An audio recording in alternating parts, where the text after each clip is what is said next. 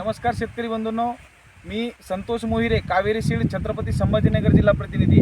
आज आपण आलेला आहोत जो आपला कावेरी सीडचे झेंडू वाण आहे कॅप्टन येलो या प्लॉटवर, आणि सोबतच लागवड झालेली आहे आपली जो कावेरीचा सुपरगंधा या प्लॉटवर आलेला आहे।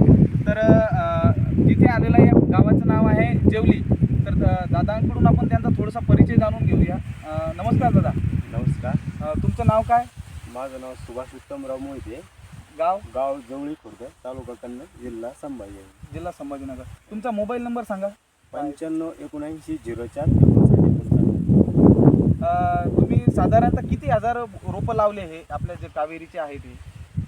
साधारण 3,000 रोपं 3,000 रोपं तुम्ही खरेदी केले। हो. कोणत्या नर्सरीतून खरेदी केले? जय किसान रोपवाटिका हातनूर? हो, जय किसान रोपवाटिका हातनूर। जर आज दादांनी बघितलं तर 3 ते 3,500 रुपयांची लागवड इथे झालेली आहे।